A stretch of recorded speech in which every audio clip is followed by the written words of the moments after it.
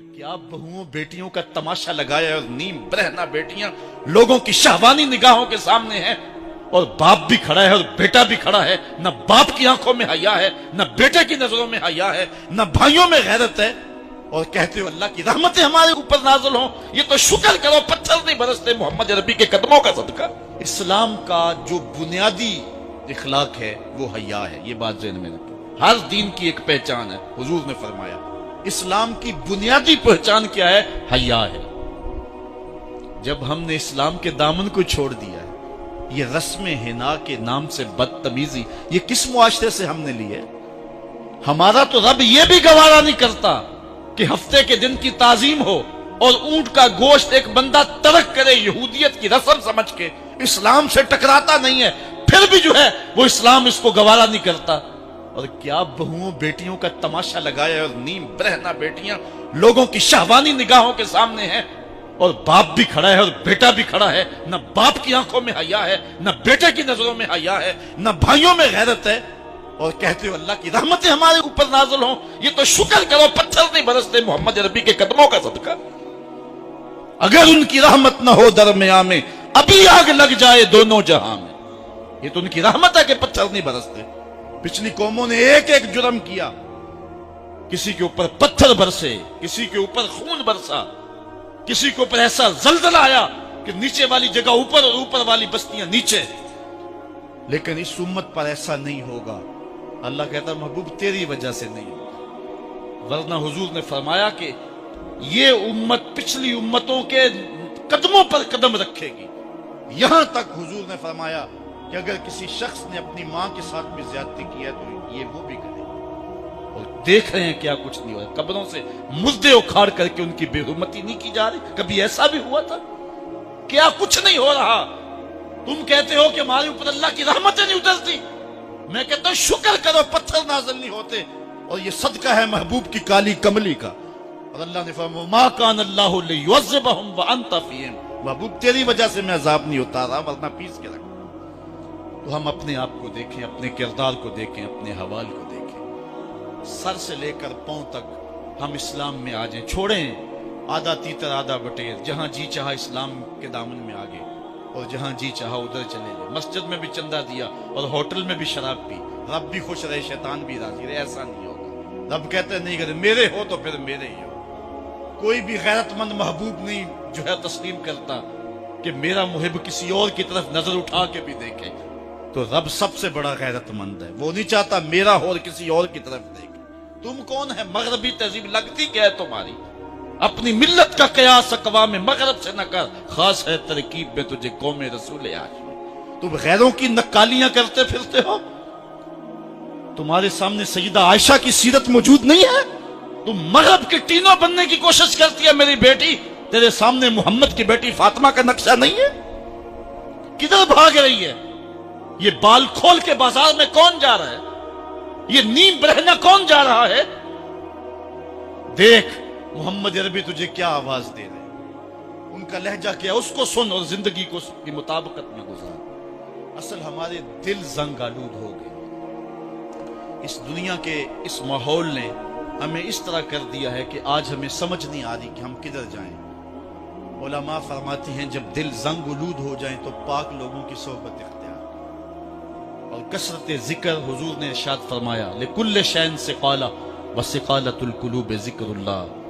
हर शय का जंग उतारने वाली कोई चीज है। दिलों का जंग लग जाए तो अल्लाह का जिक्र किया करो, दिलों का जंग उतर जाए। और एक और हदीस में हुजूर ने दिलों का और मन का मैल उतारने के दो नुस्खे बयान किए। एक कसरत के साथ मौत को याद करना, कसरत के साथ मौत का तज़किरा, और दूसरा कसरत के साथ जो है वो तिलावत कलाम मजीद। असल 10-15 सालों से हमारे साथ जो कुछ हुआ है, आज अगर कोई तज़किरा मौत करे, कोई आखिरत की याद दिलाए, कोई अमल की बात करे, वो कहते हैं ये तो वैसे खुश कैसे, क्या पता, कब्र का मजाक उड़ा रहा है। अल्लाह अकबर। कब्र दा खौफ दे दे के लोकी मैनू डरा दे। मैं कहता हूं लोग है कौन डराने वाले? मुनकर नकीर का पता आमना के लाल ने दिया।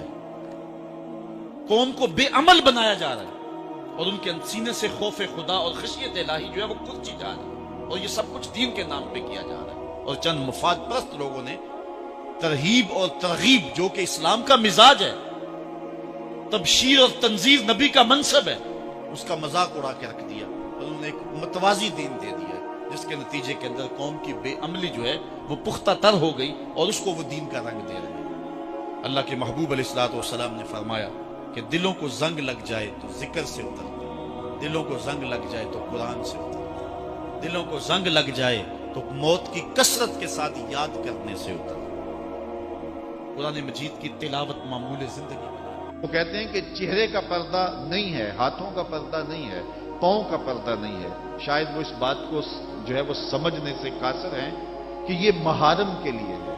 عورت کا مخصوص اعضاء کا پردہ تو اس کے باپ سے بھی ہے، اس کے بھائی سے بھی ہے، اس کے محارم سے بھی ہے، حتیٰ کہ بیٹے سے بھی ہے۔ لیکن یہ جو اعضاء ہیں ان کا پردہ بھی عورت کے اوپر لازم ہے، چونکہ جو شر پیدا ہوتی ہے وہ چہرے سے اس کا آغاز ہوتا ہے۔ تو میں ایک بات کہا کرتا ہوں کہ یہ جتنے دلائل ہیں، ان دلائل کے جواب بھی علماء نے دیے ہیں، یہ ساری بحث کی جا سکتی ہے۔ میری مائیں بہنیں تصور کر لیں کہ سیدہ فاطمہ تو زہرا کا پردہ کیسا ہوگا، تو ان کے تصور میں حیا میں لپٹی ہوئی فاطمہ دکھائی دے گی۔ بلکہ سیدہ فاطمہ تو زہرا سے جب پوچھا گیا کہ عورت کا صحیح پردہ کیا ہے، تو انہوں نے کہا کہ عورت کا صحیح پردہ یہ ہے کہ وہ کسی مرد کو نہ دیکھے اور کوئی مرد اس کو نہ دیکھے۔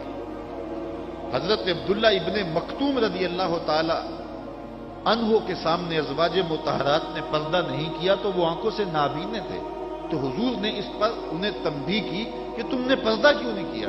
تو انہوں نے کہا حضور وہ تو نابینا ہے۔ تو فرمایا کہ تم نابینا تو نہیں ہو۔ تو پردہ مرد سے بھی ہے، جہاں فتنے کا امکان بھی ہو، شریعت نے وہ راستہ ہی مسدود کر دیا ہے تاکہ کل کوئی فتنہ کھڑا نہ ہو جائے۔ تو میں سادی سی بات یہ کرتا ہوں کہ پردے کے حوالے سے دلائل کی دنیا بھی ایک بہت بڑی دنیا ہے، لیکن میری مائیں اور بہنیں یہ تصور کریں کہ سیدہ فاطمہ تو زہرا کا پردہ کیا ہوگا، تو یہ تصور کرنے سے ہی طبیعت میں حیا پیدا ہونا شروع ہو جائے گا، اور سیدہ کا پردہ اور ان کی عصمت اور ان کی آبرو کا انداز سمجھ میں آ جائے گا۔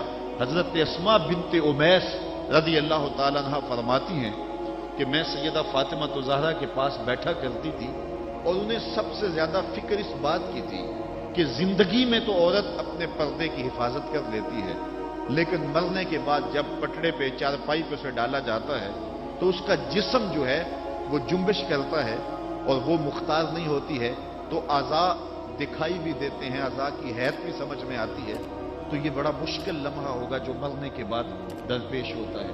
تو فرماتی ہیں کہ میں نے انہیں کہا کہ جب حبشہ کی جانب ہجرت کی تھی تو میں بھی ان لوگوں میں شامل تھی، تو میں نے وہاں حبشہ میں دیکھا ہے کہ چارپائی کے چاروں پایوں کے ساتھ شاخ باندھ دیتے ہیں اور پھر ان کو درمیان میں جوڑ دیتے ہیں اور اس کے اوپر کپڑا ڈال دیتے ہیں اور یہ ایک ڈولی بن جاتی ہے۔ تو کہتی ہیں جب میں یہ بات بتائی تو سیدہ بہت زیادہ خوش ہوئی، کہا یہ تو ایک بہت اچھا طریقہ سمجھ میں آ گیا جس سے مرنے کے بعد بھی عورت کے پردے کی اور اس کے جسم کی حفاظت ہو سکے گی، کسی کی نظر نہیں پڑے گی۔ تو یہ وہ سیدہ ہیں کہ جنہوں نے اپنے پردے کی حفاظت یوں کی کہ غیر مرد نے انہیں نہیں دیکھا، اور پھر مرنے کے بعد بھی ان کے لیے وہ ڈولی تیار کر لی گئی، رات کی تنہائیوں میں ان کا جنازہ پڑا گیا، اور یہ وہ پاک دامن خاتون ہے جن کا آنچل مہر و ماں نے بھی نہیں دیکھا ہے۔ اور جب قیامت کا دن ہوگا تو حضرت سیدہ فاطمہ زہرا 70,000 خواتین کے جلو میں نکلے گی، تو آواز آئے گی یا اہل الجمع غدوا ابصارکم لأن فاطمہ بنت محمد حتی تمر، اے لوگوں نگاہیں نیچی کر لو، محمد عربی کی بیٹی کی سواری گزر رہی۔ تو دنیا پر بھی ان کے پردے کی حفاظت، بعد از وصال بھی، اور پھر قیامت کے دن بھی۔ مجھے بتائے عورت کیا وہ مغرب کی آوارہ لڑکی کے روپ میں زندگی گزارنا چاہتی ہے یا سیدہ فاطمہ زہرا کے پردے کی وارث بننا چاہتی ہے؟ وہ سڑکوں پر لہرا کر چلنے میں فخر محسوس کرتی ہے یا کہ وہ اپنے مخصوص پردے میں لپٹ کر کے تقدس مہاب انداز میں گھر سے مجبوراً نکلنا پڑے تو نکلنا پسند کرتی ہے؟ کوئی بھی شریف زادی یہ پسند نہیں کرے گی کہ وہ مغرب کی حیا باختہ لڑکیوں کی طرح آوارہ مزاج ہو اور اس کی طرف شہوانی اور بھوکی اور غلیظ اور گندی نظریں اٹھے. وہ چاہے گی کہ میں تقدس معاب زندگی گزاروں. میری بہن، تیرا برقع تیرے لیے قید خانہ نہیں، تیرے برقعے کی ایک ایک سلوٹ تیرے حیا کا پہرا ہے. تو مغرب کی ٹینوں نہیں ہے، تو مشرق کی بیٹی ہے. تو فاطمہ ہے، تو عائشہ ہے، تو حفصہ ہے. تیرا پردہ اس کائنات کے حسن کی علامت ہے. تو سمٹ جائے گی تو امت پھیل جائے گی، تو گھر کو سنبھال لے گی تو امت بحر و بر پہ جاری ہو جائے گی. تو عورت کو گھر میں سمٹ کر کے اپنی اندرون خانہ ذمہ داریوں کو سنبھال کر کے اپنی عصمت اور اپنی آبرو کی حفاظت کرنی چاہیے تھی. اقبال نے بڑی خوبصورتی سے اس پر بحث کی ہے کہ عورت کے لیے پردہ ضروری ہے یا نہیں، اور پھر کہا عورت کو یہ خود اپنے آپ سے پوچھنا چاہیے کہ وہ کس روپ میں اچھی لگتی ہے. ذرا دیکھیے اقبال کا لہجہ. اللہ اکبر. اس راز کو عورت کی حقیقت ہی کرے فاش. مجبور ہے معذور ہے مردانے خرد مند. کیا چیز ہے آرائش و زیبائش میں زیادہ، آزادی نسواں یا زمرد کا گلو بند. اقبال کہتا ہے کہ عورت اپنے اندر کی عورت سے پوچھے کہ اس کے لیے حسن کہاں ہے. زمرد کا گلو بند اس کو دیا جائے اور وہ پردے میں جو ہے وہ سمٹ کر کے گھر کی ملکہ بن کے رہے، تو یہ اس کے لیے زیادہ اعزاز اور عزت اور فخر کی بات ہے، یا وہ جو ہے وہ آزادی نسواں کے نام سے بازاروں میں گھومتی پھرے اور مردوں کے سامنے ہنس ہنس کے باتیں کرتی پھرے. ایک عورت 4 گھر کے افراد کی خدمت کو اپنے لیے بوجھ سمجھتی ہے اور اسلام کو مطعون کرتی ہے کہ اسلام نے مجھے جو ہے وہ پابند کر دیا ہے اور گھر کے اندر محدود کر دیا ہے، اور میں اتنے بچوں کی تربیت میرے کندھوں پہ ڈالتی ہے اور میں شوہر کی خدمت بھی کروں، بچوں کی خدمت بھی کروں، تو اسلام نے تو میرے اوپر بڑی پابندی لگا دی ہے، مجھے آزادی ملنی چاہیے. اور وہ عورت جو 4 بچوں کی خدمت اپنے لیے بوجھ سمجھتی ہے اور پھر وہ 300 مسافروں کو ہنس ہنس کے کبھی پانی پیش کرتی ہے، کبھی کھانا پیش کرتی ہے. 300 مسافروں کو ہنس ہنس کے مسکرا کے لہک لہک کے پانی پیش کرنا اور کھانا دینا، اور مختلف ذہنیتوں اور گندی سوچوں کے حاملین لوگ بھی اس طبقے میں موجود ہوتے ہیں اور ان کی شہوانی نظروں کا شکار ہونا. کیا عورت کے لیے یہ عزت ہے، یا عورت کے لیے یہ عزت ہے کہ گھر کی 4 دیواری میں سمٹ جائے اور تقدس ماحول کے اندر اپنے بچوں کی تربیت کرے؟ عورت کو جتنی ذمہ داریاں دی گئی ہیں وہ صرف ان کو سنبھال لے اور ان کے سنبھالنے کا حق ادا کر دے تو وہ ایک اچھے معاشرے کی تشکیل کی ضمانت بن جاتی ہے.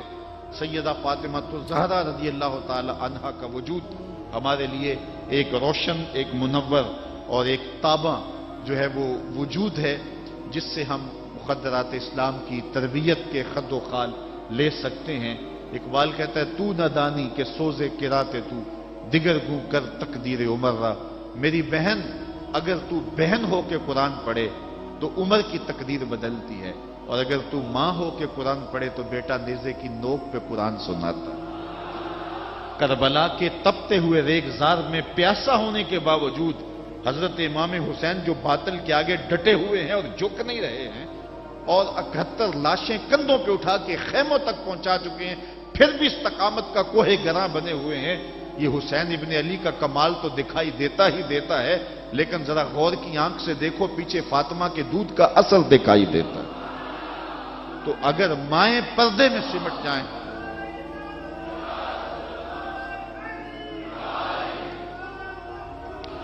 تو یہ حضرت امام حسین کی صورت کے اندر امت کو جو خوبصورت تحفہ دیا.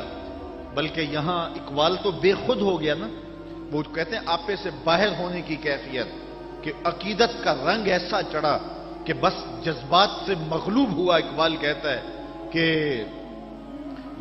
کہ رشتہ آئین حق زنجیر پاس فرمانے جناب مصطفیٰ، ورنہ گردے تربتش گردید میں سجدہ برخا کے او پاشید میں.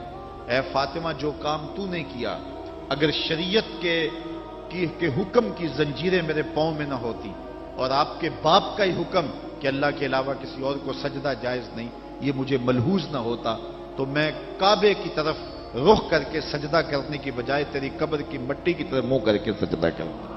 اور میں کعبے کا طواف کرنے کی بجائے تیری قبر کا طواف کرتا ہوں، کیونکہ جو کام تو نے کیا ہے وہ کسی اور نے نہیں کیا۔ نبی کے گھر کی ہے عظمت، نبی سے سنتے ہیں۔ علی کے گھر کی ہے عزت، علی سے سنتے ہیں۔ وہ جس نے معزز کیا گھرانے کو، حسین پال کے جس نے دیا زمانے کو۔ تو یہ تھا حضرت سیدہ فاطمہ تو زہرا رضی اللہ تعالی عنہا کا کردار۔ آج کی عورت سیدہ کے کردار کو اپنے لیے نمونہ حیات بنا کے اپنی زندگی کی راہیں متعین کر دے۔ اگر پندے سے درویش پذیری، ہزار امت بمیرت تو نہ میری، بطول باش و پنہا شو ازیں اثر کہ در آغوش شبیر بگیری۔ اگر فقیر کی ایک بات تو مان لے، ہزار امت مر جائے گی۔ اقبال کہتا امت مسلمہ تجھے زوال نہیں آ سکتا، اور وہ کیا ہے؟ بطول بن جا اور زمانے کی نگاہوں سے پوشیدہ ہو جا، پھر تیری گود میں بھی حسین کے جانشین جنم لیا کریں گے۔ تو جب عورتوں کا کردار بچوں کی تربیت تک محدود ہوتا ہے اور وہ اس کردار کو بحسن و خوبی نبھاتی ہیں، تو پھر ایک اچھا معاشرہ تشکیل پاتا ہے۔